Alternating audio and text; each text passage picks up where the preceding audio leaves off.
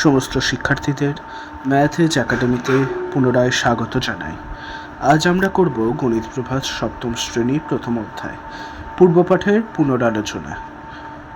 নিজে করি 1.1টা তোমরা বাড়িতে আশা করি করে ফেলবে, খুবই সহজ অঙ্ক আছে। আমরা শুরু করব কোষে দেখি 1.1 থেকে।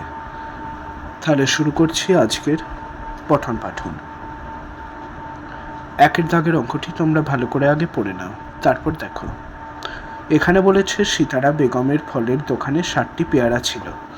তিনি তার মোট পেয়ারার 1/4 অংশ বিক্রি করলেন এবং তার কাছে এখন কতগুলি পেয়ারা পড়ে রইল। এখানে দোকানে মোট পেয়ারা ছিল 60টি, অর্থাৎ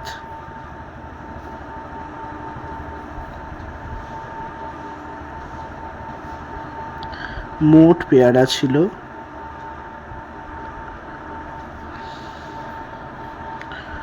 60টি। এর 1/4 অংশ বিক্রি হয়ে গেল। এর 1/4 অংশ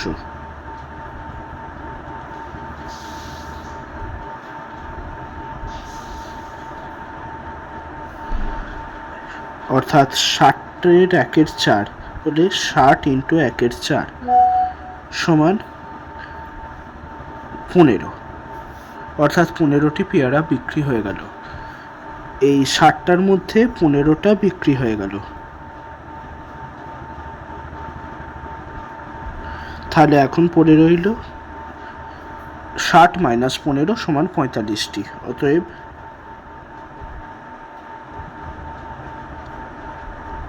পেয়ারা পড়ে রইল 60 - 15 সমান 45টি। এটাই উত্তর। এরপর আমরা চলে আসছি 2-এর দাগের অঙ্কে। 2-এর দাগের অঙ্কে বলা হয়েছে মা আমাকে 60 টাকার 5/6 অংশ এবং দাদাকে 45 টাকার 7/9 অংশ দিয়েছেন। মা কাকে বেশি টাকা দিয়েছেন তা হিসাব করতে বলেছে। মা আমাকে দিয়েছে 60 টাকার 5/6 অংশ,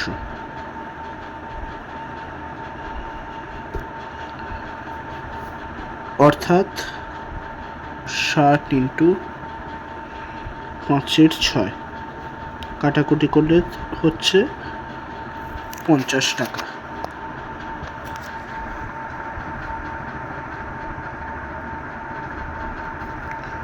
আর দাদাকে দিয়েছে 45 টাকার 7/9 অংশ, 45 × 7/9 এটা করলে হচ্ছে 35 টাকা। অর্থাৎ এই দুটো থেকে বোঝা যাচ্ছে মা আমাকে বেশি টাকা দিয়েছে। অতএব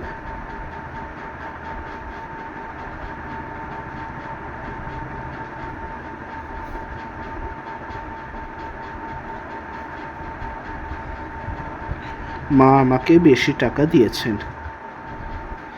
এটি হচ্ছে উত্তর।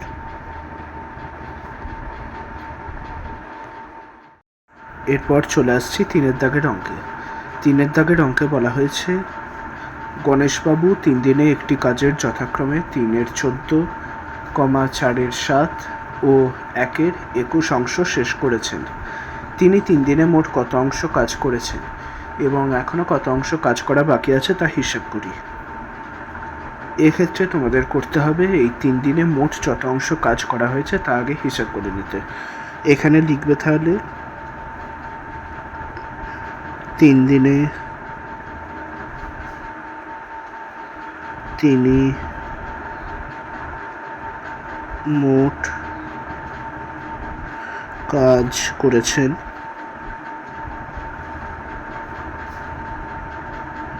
3/14 + 4/7 + 1/21। এগুলোর লসাগু করলে আসছে 42।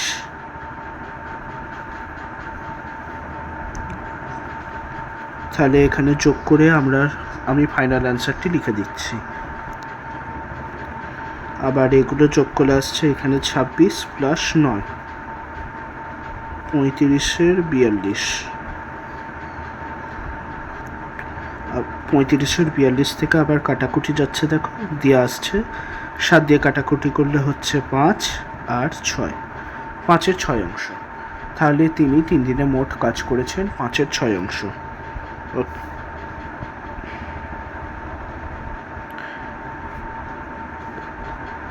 এটা একটা উত্তর আমরা পেয়ে গেলাম। এখনো কত অংশ কাজ বাকি আছে? এখনো কাজ বাকি আছে 1 মাইনাস 5-এর 6 অংশ। এটা করলে আমরা পাবো 1-এর 6 অংশ। এটাই উত্তর। 3-এর অঙ্কটি তোমরা ভালো করে দেখে নাও, এরপর 4-এর অঙ্কটি আমরা করব। 4-এর দাগের অঙ্কটি তোমরা ভালো করে পড়ে নাও। একটি বাঁশের দৈর্ঘ্যের 1-এর 3 অংশে লাল এবং 1-এর 5 অংশে সবুজ রং ও বাকি 14 মিটারে হলুদ রং দেওয়া হয়েছে। তাহলে বাঁশটি কত মিটারের ছিল? আচ্ছা, তাহলে এই অঙ্কটির ক্ষেত্রে করতে হবে বাঁশের মোট দৈর্ঘ্যটি x ধরে নিতে হবে। অতএব এই ধরি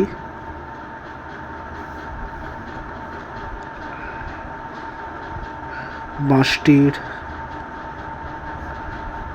মোট দৈর্ঘ্য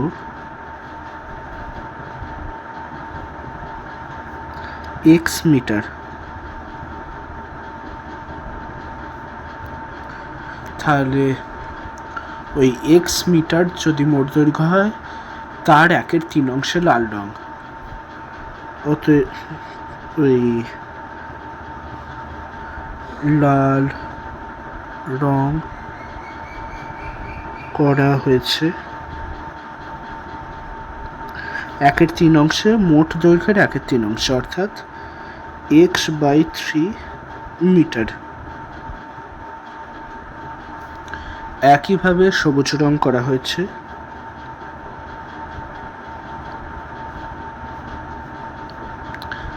x/5 মিটার। এবার হলুদ রংটা দেখো মিটারেই দিয়ে দিয়েছে, সেই কারণে ওটা শুধু 14 মিটারই রাখবো। তাহলে এক্ষেত্রে হচ্ছে শর্তানুসারে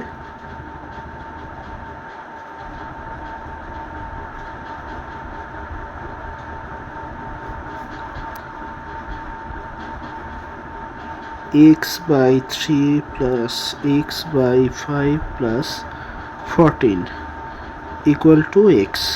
এই মোট দৈর্ঘ্য, যেহেতু এই 3টি অংশের মিলিত দৈর্ঘ্যই তো হচ্ছে মোট দৈর্ঘ্য বাঁশটির, এই 3টি অংশের যোগফল ইকুয়াল টু x, অর্থাৎ মোট দৈর্ঘ্য। তাহলে এখানে আসছে 5x plus 3x by 15 plus 14 equal to x। এই পাঁচটাই করে নিচ্ছি। 8x by 15 plus 14 equal to x।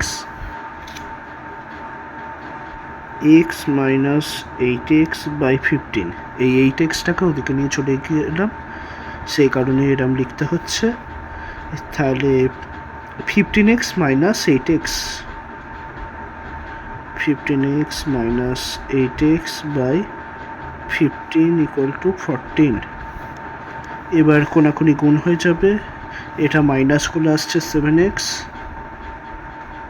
7x equal to 15 into 14। তাহলে x equal to 15 into 14 by 7, 7 আর 14 কাটলো দিয়ে 2, 15 দুগুণে 30, x সমান, অর্থাৎ বাঁশটির মোট দৈর্ঘ্য 30 মিটার। অতএব বাঁশটির মোট দৈর্ঘ্য 30 মিটার। এটাই হচ্ছে 4 নম্বরের উত্তর। 4-এর অঙ্কটা গোটাটা তোমরা দেখে নাও। 5-এর অঙ্কটা খুবই সোজা বলেছে। একটি খাতার দাম 6.50 টাকা হলে 15টি খাতার দাম কত? তাহলে একটি খাতার দাম হচ্ছে 6.5, জিরো না লিখলেও এখানে হবে টাকা। তাহলে 15টি খাতার দাম হচ্ছে 6.5 ইন্টু 15 টাকা। এটা এবার গুণ করে নিলে ওটাই হচ্ছে ফাইনাল উত্তর। এটা করলে আসছে 97.50 টাকা। 5ও লিখতে পারো, 50ও লিখতে পারো, কোনো অসুবিধা নেই। তাহলে 15টি খাতার দাম হচ্ছে 97.50 টাকা। অতএব 15টি খাতার দাম 97.50 টাকা। এটাই হচ্ছে 5 নম্বরের উত্তর। 6-এর দাগের অঙ্কটা একটা ভালো অঙ্ক দিয়েছে। 6-এর দাগের অঙ্কে বলে দিয়েছে একটি বাক্সে 12টি চিনির প্যাকেট আছে। প্রতিটি প্যাকেটের ওজন 2.84 কিগ্রা। বাক্স প্যাকেটগুলির মোট ওজন 36 কিগ্রা হলে হিসাব করে দেখি বাক্সটির ওজন কত হবে। আচ্ছা, অঙ্কটা তাহলে শুরু করা যাক। 12টি চিনির প্যাকেট আছে আর প্রতিটি প্যাকেটের দাম দিয়ে দিয়েছে, ওই প্যাকেটের ওজন দিয়ে দিয়েছে। তাহলে 12টি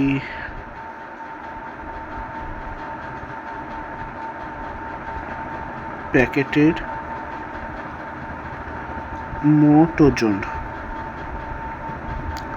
যত ওই একটা করে লাইন পড়বে এবং ওই লাইনের অর্থ তোমরা খাতায় এইভাবে লিখতে লিখতে যাবে। মোট ওজন আমি লিখছি একেবারে 12টি প্যাকেটের। তাহলে 12 ইন্টু 2.84 কিগ্রা। এটা গুণ করলে আসছে 34.08 কিগ্রা। এরপর বলেছে বাক্স এবং প্যাকেটগুলির মোট ওজন। তাহলে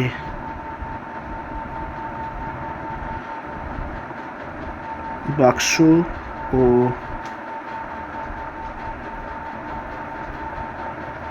প্যাকেটের মোট ওজন এখানে বলে দিয়েছে 36 কিগ্রা।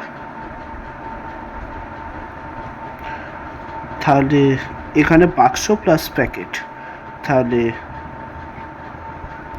শুধু বাক্সের ওজন যখন বের করবে তাহলে এই মোট যে ওজন সেটা থেকে প্যাকেটের ওজনটা বাদ দিলেই তোমরা পেয়ে যাবে বাক্সের ওজন। এখানে তাহলে লিখছি বাক্সের ওজন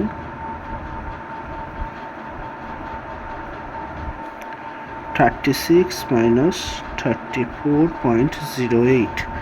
এটা বিয়োগ করলে তোমরা পেয়ে যাবে 1.92 কিগ্রা। এই দেখো, এখানে আমি একটা জায়গায় ভুল করেছি, কেজি। যদি কেজি লেখো প্রতিটাতেই কেজি কেজি লিখতে যাবে, আর এখানে যদি কিগ্রা লেখো প্রতিটাতেই কিগ্রাই লিখে যাবে। তাহলে এটা কেটে লিখে দিতে হবে কিগ্রা। আর মনে করে এই ইউনিটগুলো অবশ্যই দেবে, এককগুলি অবশ্যই দেবে প্রতিটা অঙ্কে। এরপর চলে আসছি 7-এর দাগের অঙ্কে। 7-এর দাগের অঙ্কটা তোমরা পড়ে নাও। এখানে বলেছে 1 বস্তা চালের পরিমাণের 0.75 অংশের দাম 1800 টাকা হলে তার 0.15 অংশের দাম কত? তাহলে 1 বস্তা চালের যদি পরিমাণ এক্স ধরে নেওয়া হয়, ধরি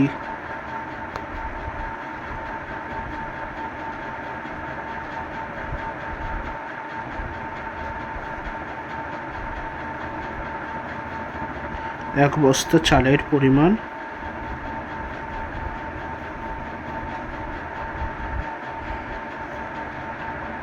এক্স অংশ,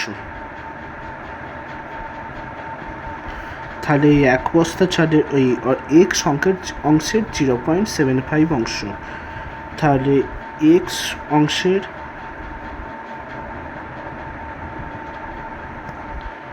0.75 অংশ সমান 0.75x সমান 0.75/100x সমান 3/4x। অর্থাৎ এই এত অংশ, তাহলে এটা দাঁড়াচ্ছে এত অংশ চালের দাম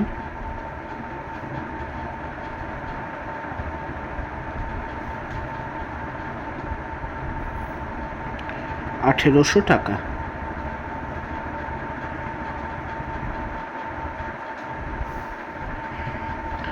তাহলে এক্স অংশ চালের দাম হচ্ছে 1800 ইন্টু 4/3, 600, 2400 টাকা। তাহলে ওই এক বস্তা চালের মোট দাম দাঁড়াচ্ছে 2400 টাকা। এবার কি বলেছে কি চেয়েছে আমাদের কাছে, তার 15 অংশের দাম কত। অর্থাৎ এই এক বস্তা চালের 0.15 অংশের দাম কত। তাহলে 0.15 অংশ চালের দাম 2400 ইন্টু 0.15 টাকা। এটা কষলে তোমরা পেয়ে যাবে 360 টাকা। এটাই হচ্ছে উত্তর। এখানে অতএব দিয়ে দিলাম। এরপর চলে আসছি 8 দাগের অঙ্কে। এবার চলে আসছি 8 দাগের অঙ্কে। 8 দাগের অঙ্কে বলেছে, দেখো, অনিতাদি তার জমির পরিমাণের অর্ধেকের 7/8 অংশ নিজের ভাইকে দিয়েছেন এবং বাকি জমি 3 ছেলেকে সমান ভাগে ভাগ করে দিলেন। প্রত্যেক ছেলে কত অংশ জমি পেল এবং তা একটি চিত্রের সাহায্যে দেখাতে বলেছে। তার জমির অর্ধেকের 7/8 অংশ, তাহলে তিনি ভাইকে দিলেন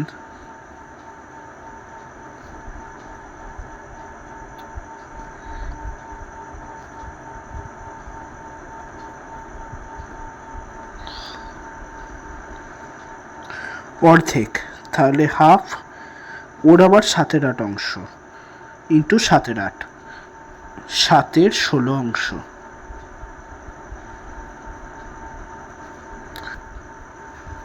তিনি তাহলে ভাইকে দিলেন 7/16 অংশ। তার যে পুরো জমি আছে, পুরো অংশের জমিটাকে 7/16 অংশ, ওই এক অংশ যদি ধরে নেওয়া হয়, তাহলে তিনি ভাইকে দিয়েছেন 7/16 অংশ। আর তার আবার 3 ছেলে আছে, 3 ছেলের মোট তাহলে ভাগ পাবে হচ্ছে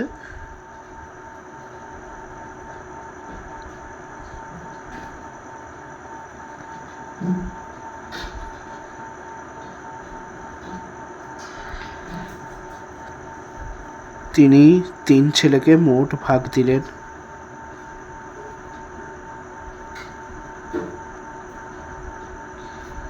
1 - 7/16 অংশ। তাহলে দাঁড়াচ্ছে 9/16 অংশ।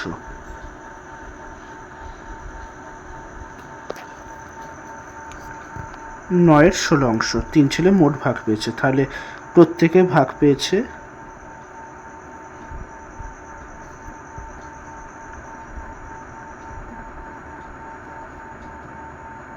9/16/3।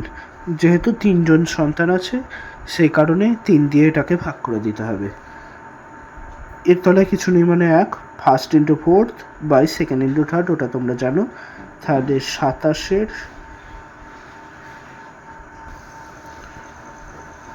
তাহলে দাঁড়াচ্ছে 9/16 ইন্টু 3, 3 আর এটা কেটে গেল 3, 3/16 অংশ করে প্রত্যেকে ভাগ পেল। এটাই উত্তর।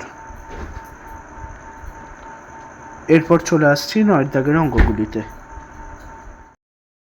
9 দাগের অঙ্কগুলিতে সরল করতে বলেছে। এই প্রথম 3টি অঙ্ক আমি লিখে নিয়েছি। এবার তাহলে প্রথম অঙ্কটি থেকে শুরু করা যাক। প্রথম অঙ্কে এদিকে যেমন 13/25 আছে, ওটা থাকবে। আর এইখানে 1 পূর্ণ 7/8, ওটাকে এমনি ভগ্নাংশে লিখে নিতে হবে। 8 আর এটা হয়ে গেল 15। 8 একে 8 প্লাস 7, এটা হচ্ছে 15। এই 5 আর 25 কাটছে 5 দিয়ে, তাহলে দাঁড়াচ্ছে 39/40। এটাই এর অ্যান্সার। দ্বিতীয়র ক্ষেত্রে হচ্ছে 8 দুগুণে 16 প্লাস 5, 21/8। 21 দুগুণে 42 প্লাস 2, 44/21। 21 আর 21 কেটে গেল, 8 আর 44 কাটছে, 4 দিয়ে যাবে, হ্যাঁ 4 দিয়ে, 11/2 এর অ্যান্সার। এরপরে 3-এর দাগের অঙ্কে চলে আসছি। 10 10-এ 100 প্লাস 3, 103/10 ইন্টু 3 6 18 প্লাস 4 22/3 ইন্টু 4/11, যেমন আছে তেমন। এখানে 11 এটা কাটছে 2 দিয়ে, এটা 5 দিয়ে কাটলো, তাহলে এখানে আসছে 15, আর 103 ইন্টু 4, 412/15। এটা হচ্ছে 3 নম্বরের উত্তর। 9 দাগের বাকি যে 3টি অঙ্ক আছে ওগুলিতে চলে আসছি। এখানে দশমিকের আকারে এগুলি দেওয়া আছে, এগুলিকে সেই কারণে পূর্ণ ভগ্নাংশে প্রকাশ করব। এটা আসছে 25/1000, যেহেতু 3টে শূন্য আছে, 1-এর পিঠে 3টে শূন্য হয়ে যাবে, ইন্টু 2/100। এবার 25 আর 100টা কেটে দেওয়া হলো 4 দিয়ে, 2 আর এটাও 2 দিয়ে কেটে দেওয়া হলো, তাহলে 1/2000। এইটাই হচ্ছে প্রথমের উত্তর, এই 4 নম্বরটির উত্তর। এবার 5 নম্বরটির 7-এর 100 ইন্টু 2-এর 10 ইন্টু 5-এর 10। 5 2 10 কেটে দেওয়া হলো, এটা দাঁড়াচ্ছে 7/1000। আর 6 অঙ্কটি 29/1000 ইন্টু 25-এর 10 ইন্টু 2-এর 100। 25 আর এটা 4 দিয়ে কাটা হলো, এটাও 2 দিয়ে কেটে গেল, তাহলে দাঁড়াচ্ছে 29/2-এর পিঠে 1 2 3 4টে শূন্য। 9 দাগের অঙ্কগুলি শেষ হলো। এবার 10-এর দাগের অঙ্কগুলি করা হবে। এরপর চলে আসছি 10-এর দাগের অঙ্কগুলিতে। 10-এর দাগের অঙ্কের প্রথম 3টি অঙ্ক লিখে নিয়েছি, এবার শুরু করছি। এই পূর্ণ ভগ্নাংশগুলিকে আংশিক ভগ্নাংশে তোমরা লিখে নেবে আগে। 4 3-এ 12 প্লাস 3, 15/4 ডিভাইডেড বাই 2 দুগুণে 4, 5-এর 2। এবার গুণ চিহ্ন যদি হয় সেক্ষেত্রে একটা দিক উল্টে যায়, তোমরা জানো। উল্টে গেছে, এখানে 5-এর 2টা 2-এর 5 হয়ে গেছে, তাহলে 5 আর 15 3 দিয়ে কাটলো, আর 2 আর 4 2 দিয়ে কাটলো, তাহলে উত্তর হচ্ছে 3-এর 2। এটা 50/51 যেমন আছে, আর এটা 1-এর 15। আর এটা 5 দিয়ে কাটছে, 15 আর 50, এটা আসছে 3 আর 10, 10-এর 153। আর এটাকে 1/1-এর 2 হিসেবেও লিখে দিতে পারো।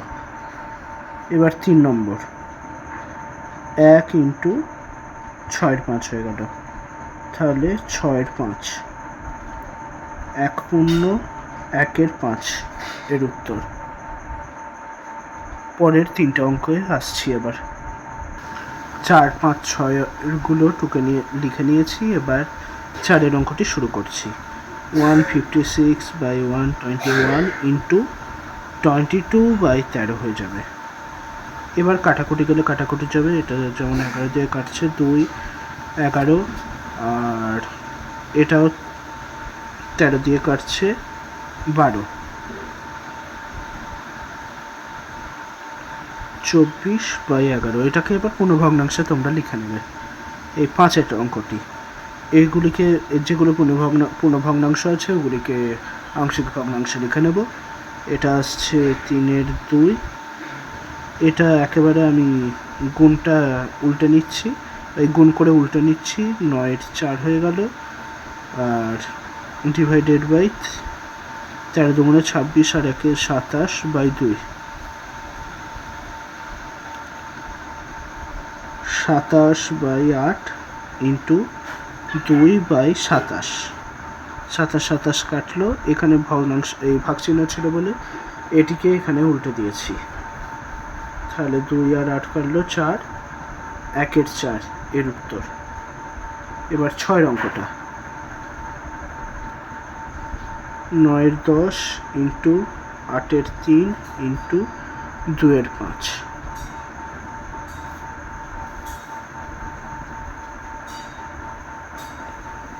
2 আর এটা 5 দিয়ে কাটলো, 9, 3, 24/25 এর উত্তর। এরপরে 3টে অঙ্কে এবার আসছি। 7 আর 8-এর অঙ্কটা লিখে নিয়েছি, এবার শুরু করছি। যেগুলো পূর্ণ ভগ্নাংশ আছে ওগুলিকে আংশিক ভগ্নাংশে লিখে নেব। 3 দুগুণে 6, 7/3 ডিভাইডেড বাই 7/6 ডিভাইডেড বাই 4 দুগুণে 8, 9, 4। 7/3 ইন্টু 6/7 ইন্টু 4/9। 7 কাটলো, 3 2 দিয়ে কাটলো, তাহলে হচ্ছে 8/9 এর উত্তর। এরপর আসছে 8-এরটায়, 20 ইন্টু ওপরে 4 হবে, এটা আমি এক স্টেপ জাম্প করেছি, তোমরা আশা করি বুঝে যাবে। আর 29 ইন্টু 3/5, 4। 4 4 16, 3 48/29। এরপর আসছি 9 দাগের অঙ্কে। এরপর 9, 10, 11 ওই 3টে অঙ্ক লিখে নিয়েছি, শুরু করছি। 3.15 আছে, তাহলে এটা হয়ে গেল 315/100। ডিভাইডেডটা ইন্টু করে দিলাম ডাইরেক্ট, আর 10/25। 0 0 কাটলো, 5 দিয়ে এটা কাটলে আসছে 2, আর 5 6 30, 5 3 15, 63, 50, ওই 63/50, 9-এর উত্তর। এবার 10-এর অঙ্ক, 354/10 হয়ে যাবে, ইন্টু এখানে নিচে 100 আসছিল, ওটা উপরে উঠে গেল, ইন্টু যেহেতু করে দিয়েছি, আর ইন্টু 6/100। 100 কাটলো, 6 এটা 2 দিয়ে কাটলো, 2 5 দিয়ে কাটলো, 354/5, 10-এর উত্তর। 11-র 25/10 সমান চিহ্নগুলো দেবে, এক একটাতে আমি ভুলে গেছি দিতে। ইন্টু 6 ইন্টু 5-এর 10 হয়ে গেলে, ভাগ চিহ্ন থেকে কোন চিহ্ন হয়ে গেলে 10-এর 5 হয়ে গেল, 2 দিয়ে কাটলো, আবার 5, তাহলে 5 6 30। 10-এর দাগের অঙ্কগুলি হয়ে গেল। এরপর আসবো 11-র দাগের অঙ্কে।